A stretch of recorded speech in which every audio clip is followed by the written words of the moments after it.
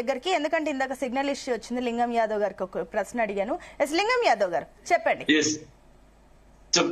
చెప్పండి మీరేం చెప్తారు? సో ఏదైతే 2014 ఎగ్జాంపుల్ తీసుకున్నారు, నేను 2023 ఎగ్జాంపుల్ మీకు ఇచ్చాను, దానికి బదులుగా ఏం చెప్తారు? ఇక్కడ ఎగ్జాంపుల్ ఎవరు తీసుకోలేదండి. నేను అదే చెప్తున్నా, సుప్రీంకోర్టు ఇచ్చినటువంటి నిన్న జడ్జిమెంట్ మనం అర్థం చేసుకుంటే ఏం చెప్పింది అనేది ఒకసారి అర్థం చేసుకోవాలి. సుప్రీంకోర్టు వెరీ కేటగారికల్ గా స్పీకర్ ని డిసిషన్ తీసుకో అని చెప్పింది. ఏం డిసిషన్ తీసుకో అన్నది? స్పీకర్ ని కెనాట్ డిక్టేట్ అండి, ఒక డైరెక్ట్ మాత్రమే చేయగలుగుతుంది కోర్ట్స్. ఇవి చాలా వరకు గతంలో చాలా కేసులు ఉన్నాయి. కేశవానంద్ బాత్ కేసులో గానీ, కోయిటో హొల్లవన్ కేసులో గానీ స్పీకర్ హ్యావేనే. అందుకంటే అందులో మనకు 6 ఏదైతే 10th షెడ్యూల్ యాంటీ డిఫెక్షన్ లాలో 6th పేరా 1 లో చాలా స్పష్టంగా చెప్పడం జరిగింది. నేను ఏమంటున్నా అంటే ఇవాళ బీజేపీ బీఆర్ఎస్ కనీసం మాట్లాడే నైతిక అర్హత ఉందా అంటున్నా నేను. ఆ కేసు వేసిన కేపీ వివేకానంద ఉన్నమంద ఈ పిటిషన్ లో ఆయనే పార్టీ మారిండండి. అంటున్నారు కదా, సుప్రీం కోర్టు పైన మాకు నమ్మకం ఉంది, న్యాయ వ్యవస్థల పైన మాకు నమ్మకం ఉంది, ఖచ్చితంగా న్యాయం జరుగుతుంది, ఉప ఎన్నికలు వస్తాయన్న ధీమా అటు బీఆర్ఎస్ వ్యక్తం చేస్తుంది కదా. సుప్రీంకోర్టు నేను ముందు ఫస్టే చెప్పిన, సుప్రీంకోర్టు నిర్ణయాన్ని అందరం స్వాగతిస్తున్నాం. సుప్రీంకోర్టు ఏ నిర్ణయం చెప్పింది, స్పీకర్ నిర్ణయం తీసుకోనేది, లెట్స్ ద స్పీకర్ డిసైడ్. ఇవాళ ఆయనకు ఉన్నటువంటి డిస్క్రిషన్ పవర్ లో ఇవాళ ఆయన నిర్ణయం తీసుకుంటాడు. నేను ఏమంటున్నా అంటే ఇవాళ గతంలో ఉన్న రాజ్యాంగం భారత రాజ్యాంగమే కదా ఇప్పుడు అమల్లో ఉంది. ఇప్పుడు రాజ్యాంగం అయితే మారలే కదా, స్పీకర్ కి అవే పవర్స్ ఉన్నాయి కదా.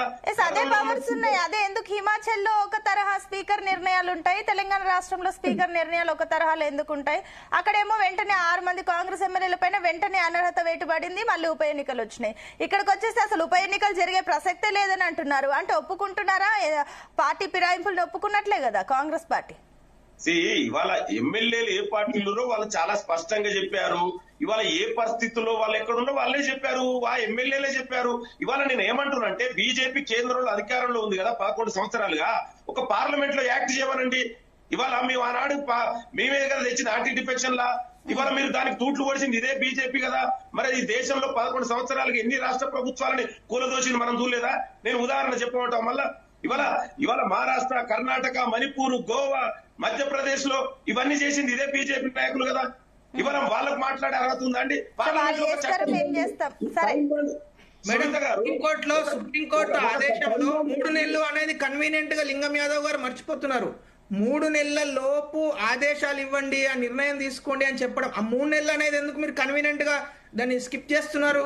3 నెలలు అనేది ఒక ప్రత్యేకమైన జడ్జిమెంట్ ఎప్పుడు రాలే ఇంతకు ముందు. ఇప్పుడు 3 నెలలు ఒకటే కాదు, ఇక్కడ ఒక పాయింట్ ఇంకోటి.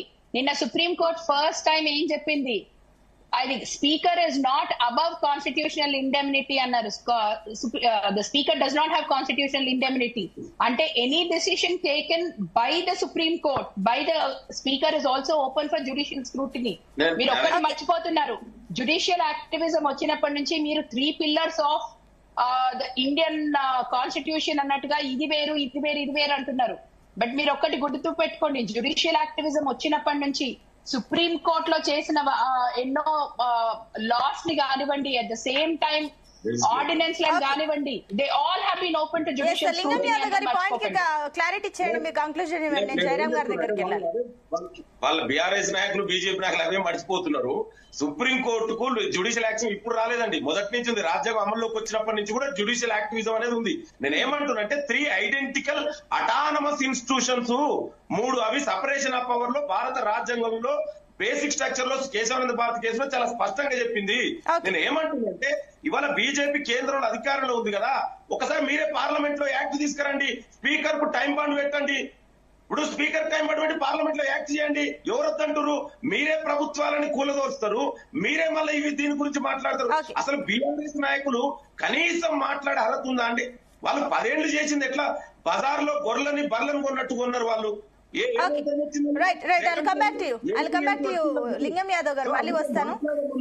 స్పీకర్ డిసిషన్ ని ఎవరు మీరు ఇన్ని మాటలు మాట్లాడుతున్నారు. ముందు ఈ రోజు మీ గౌరవ ముఖ్యమంత్రి ఎవరైతే ఉన్నారో ఆయన్నే బీఆర్ఎస్ కి వ్యతిరేకంగా కోర్టుకు పోయిండ్రు కదా. ఆయన పోయినప్పుడు ఆ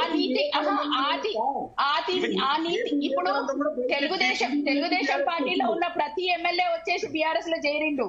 ఇక్కడలా కాదు, ఆ రోజు మీరు పోయి ఆ రోజు మీ ముఖ్యమంత్రి కోర్టుకు పోయినరు. దేనికి పోయినరు? దీని మీద స్పీకర్ దాని మీద పోయినరు. మరి పోయినప్పుడు ఆ రోజు మేము నైతిక న్యాయం అన్నప్పుడు ఆ నైతికత ఈ రోజు గుర్తుకు లేదా ముఖ్యమంత్రి గారికి అని మేము అడుగుతున్నాం. ఈ రోజు మీరు ఎట్లా మీరు ఇంతకు ముందు ఏం మాట్లాడుతుండ్రు? తీసుకొని వాళ్ళని మంత్రులు చేసిండ్రని. మీరు ఒక సిట్టింగ్ ఎమ్మెల్యేని తీసుకొని కండువ కప్పి ఆయనకు రాజీనామా చేయక ముందే కాంగ్రెస్ టికెట్ ఇచ్చి మళ్ళా ఎంపీగా నిలబెట్టిండ్రు. ఇంకో వ్యక్తి గెలిచిన ఆయన తీసుకుపోయి అడ్వైజర్ చేసిండ్రు. ఈ రోజు మీరు మాట్లాడేది మీరు ఇంకో లింగం యాదవ్ గారు మళ్ళీ వస్తారు. ఈ పాయింట్ గురించి మళ్ళీ డిస్కస్ చేయండి. ఎస్ జయరామ్ గారు.